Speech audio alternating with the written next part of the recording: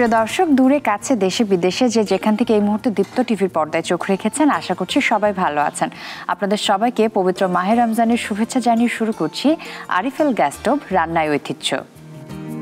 প্রিয় দর্শক, পুরো রমজান মাস জুড়ে আমরা চেষ্টা করছি বাংলাদেশের ঐতিহ্যবাহী রান্নার পদগুলো আপনাদের সামনে উপস্থাপন করতে, আর তাই আমার সঙ্গে থাকেন বাংলাদেশের স্বনামধন্য রন্ধনশিল্পীরা।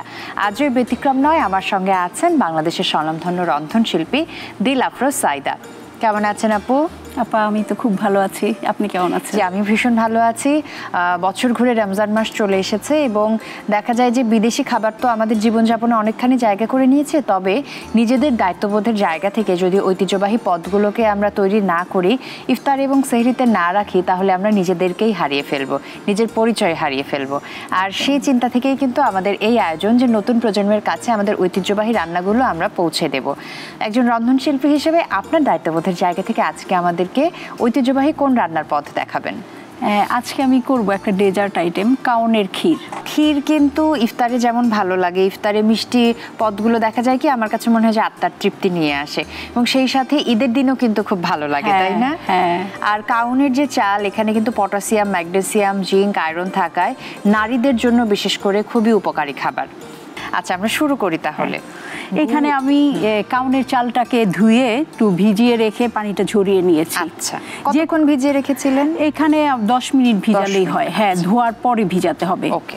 অনেকে ভিজানোর পরে ধুইতে যায়, তখন কিন্তু এটা একদম ভেঙে যায়, গুঁড়া গুঁড়ো হয়ে যায়।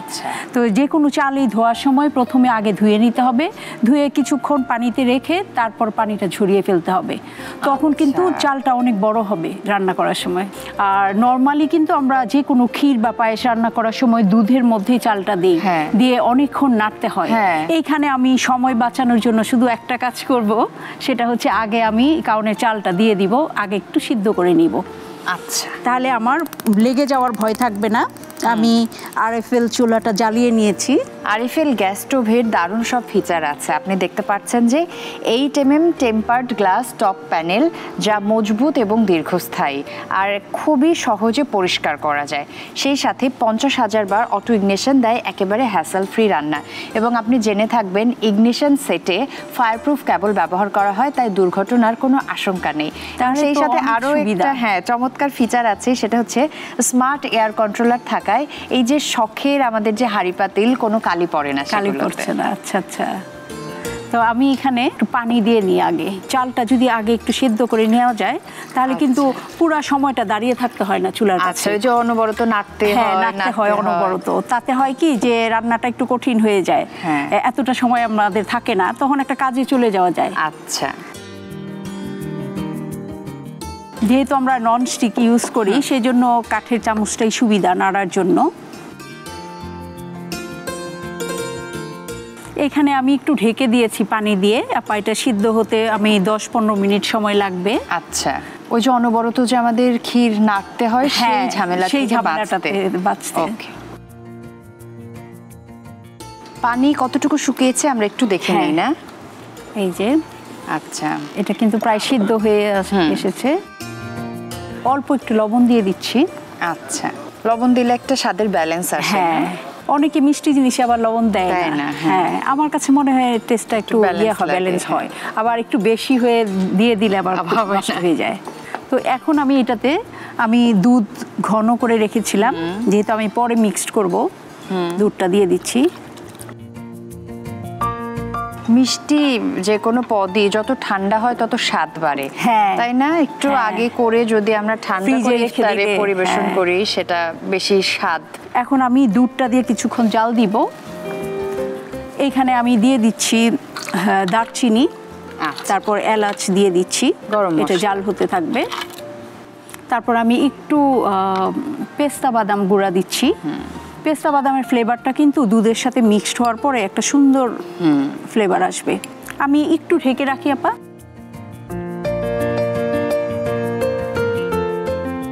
আচ্ছা আপু, আমরা দেখে নিই যে এখন কি অবস্থায় আছে, সেদ্ধ হলো কিনা। তারপর তো আমরা ওই গুড়ের রসটা দিয়ে দিব। হ্যাঁ, গুড়ের রসটা একদম শেষ ধাপে। ও, অনেকটা ঘন হয়ে এসেছে, তার মানে সেদ্ধটা হয়েছে। হ্যাঁ, সেদ্ধ হয়েছে। এখন আমি একটু কিশমিশ দিয়ে দিচ্ছি।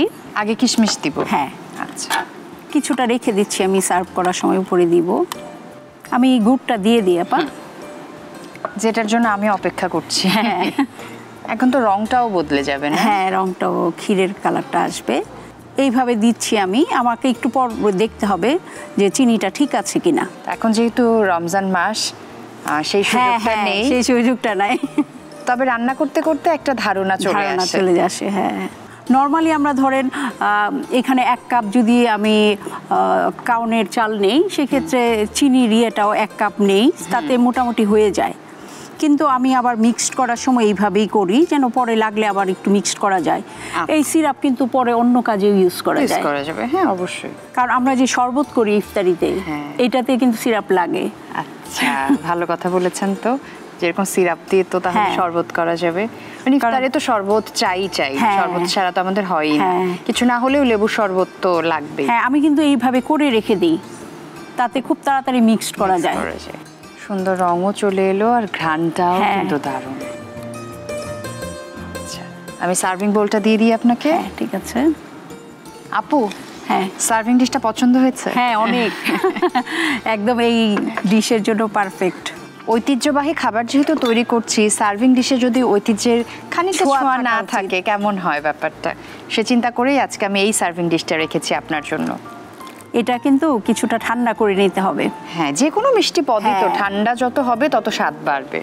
এখানে ফ্রিজে রাখার পরে তো এটা একটু জমাট বেঁধে যাবে, তখন দিলে এটা দেখা যায় ভালো করে। এখন একটু ডুবে যাওয়ার প্রবণতা আছে, তবুও ভালো লাগছে যতটুকু হয়েছে, বেশ দারুণ দেখাচ্ছে। এখন তো ওই যে লিকুইড ফর্মটা এখন যায়নি। আমি কিসমিস দিচ্ছি আপা, এখন দেখবেন যে কিসমিস কিন্তু কালো রঙের পাওয়া যায়, তো এটা দেখতে ভালো লাগে ডেকোরেশনের জন্য। এখন দিয়ে দিচ্ছি পেস্তা বাদামের গুঁড়া। এই যে আপা, কাউনের ক্ষীর। অনেক ধন্যবাদ এই দারুণ রেসিপিটি আমাকে শেখানোর জন্য। প্রিয় দর্শক, দেখে নিলেন তো কাউনের ক্ষীর তৈরি করা কত সহজ। তাহলে চলুন আপনাদের সুবিধার্থে আপনাদেরকে আরও একবার প্রস্তুত প্রণালী দেখিয়ে দিই।